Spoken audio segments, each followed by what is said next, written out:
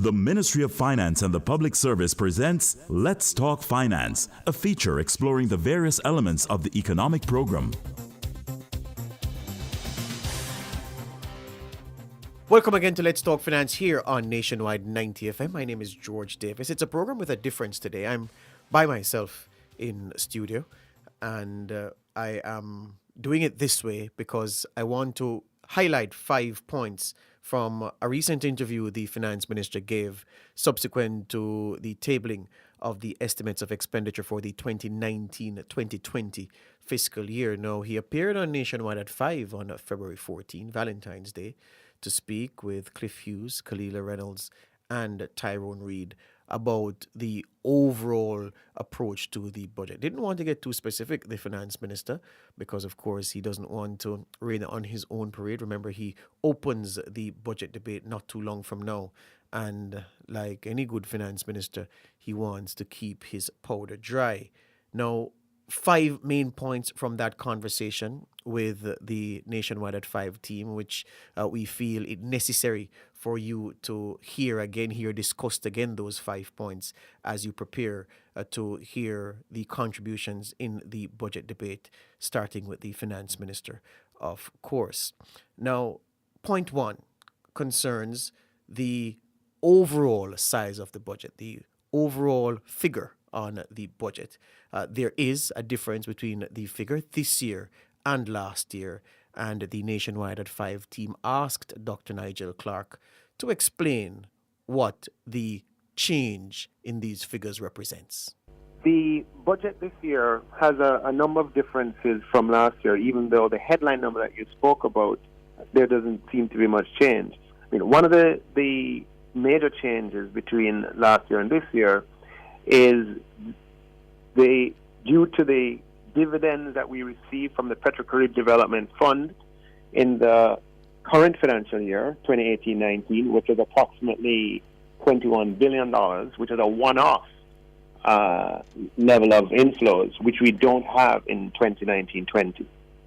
And also on the expenditure side, there are a number of one-off expenditures that we would have financed from in the supplementary budgets, the first and second, and those one-offs would have included, payment of arrears to JPS of $7 billion, arrears from local government, arrears of public bodies to JPS of about a further $2 billion, arrears to SMEs of $1.2 billion, and arrears to the National Health Fund of $1 billion. When you sort of put it all together, there is about just under sort of $12 billion of non-recurring expenditure in this financial year.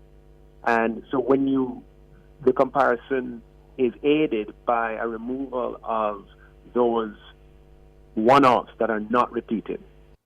The second point concerns the debt to GDP ratio. Now, Clifford was who raised the issue of the debt to GDP ratio projected to fall to 96.4% by the end of the current fiscal year, which expires March 31.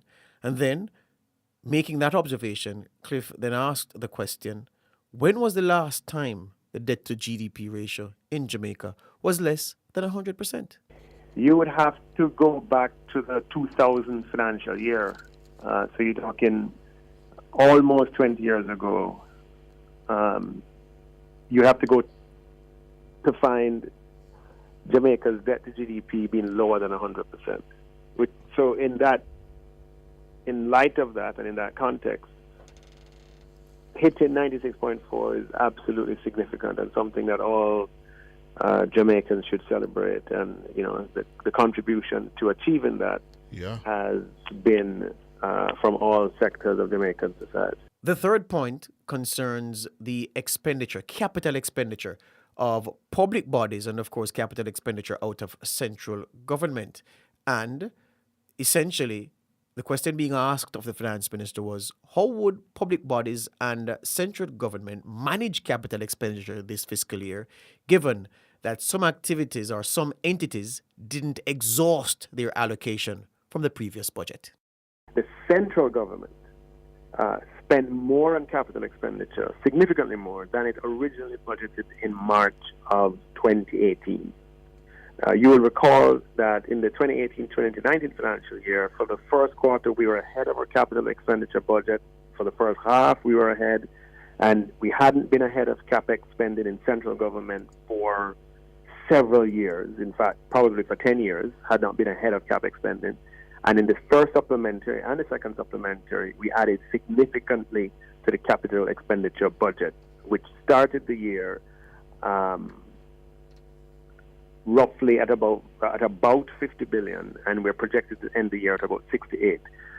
So I want to say that first. And as far as the central government is concerned, CapEx has been performing, excellently, and the level of CapEx in central government is 100% greater than it was two years ago, or three years ago, rather.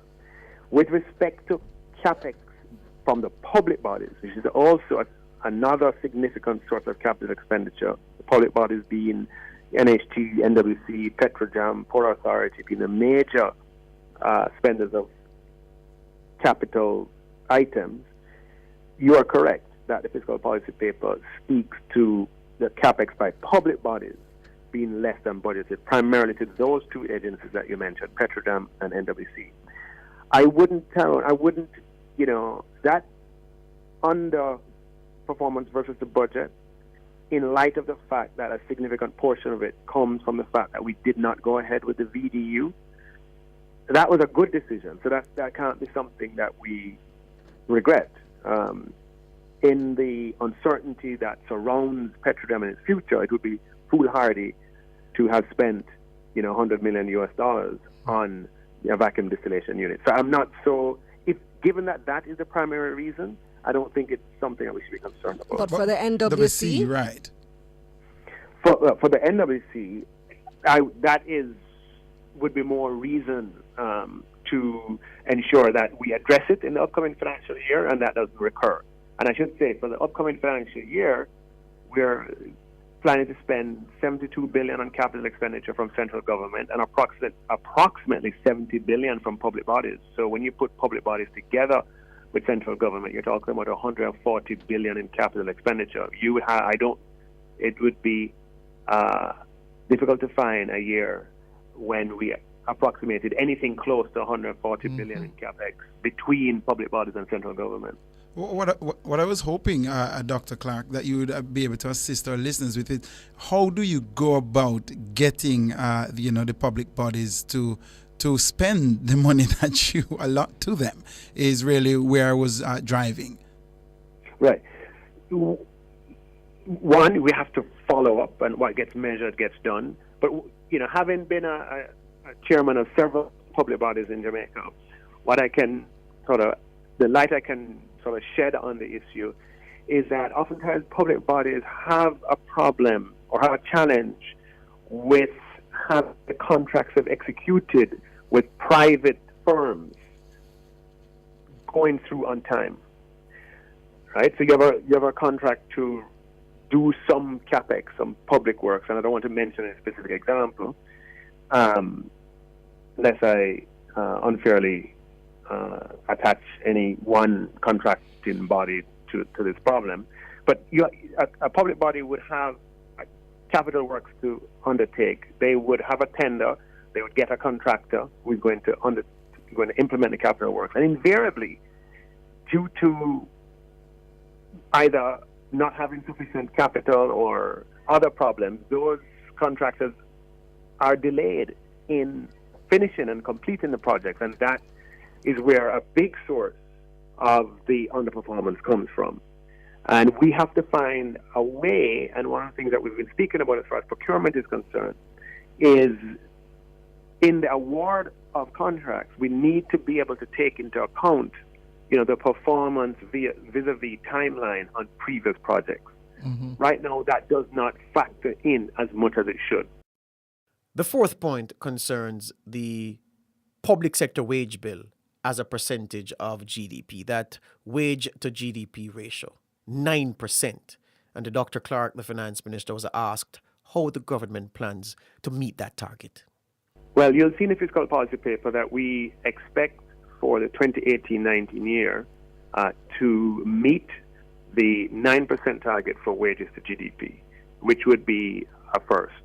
And that has come about as a result of, great effort on the part of many, many people and the cooperation of the union movement in Jamaica and the work of lots of people.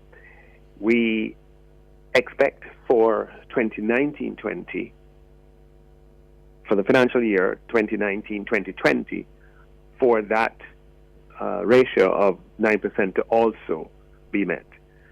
The size of the number, should be of interest to your listeners because, when you have compensation totaling 200 billion, then you understand that how little changes or small changes can have big absolute impact. And yes, in this year, it is moving from 201 to 210 overall. Mm-hmm. But in the context of how we expect the economy to perform in nominal terms, the wage to GDP target will be maintained. It will be met in March 31st, 2018, meaning a few weeks from now, and we expect it to be maintained through 2019-2020. The fifth point concerns the publication of a first ever Citizens Guide to the Budget. Dr. Clarke explained what this Citizens Guide is intended to do. A Citizens Guide to the Budget presents an overview of the budget in non-technical terms for a general audience. The revenues that finance expenditure comes from the people of Jamaica, and so we want the people of Jamaica to understand how that money is being spent. So far, we have arranged for it to be published in the written press, and this is, by the way, the first time ever, the first time that a Citizens Guide will be published on the budget in print in both newspapers. That's it for Let's Talk Finance this week. We'll be back with another exciting and informative program next week. That was Let's Talk Finance, brought to you by the Ministry of Finance and the Public Service.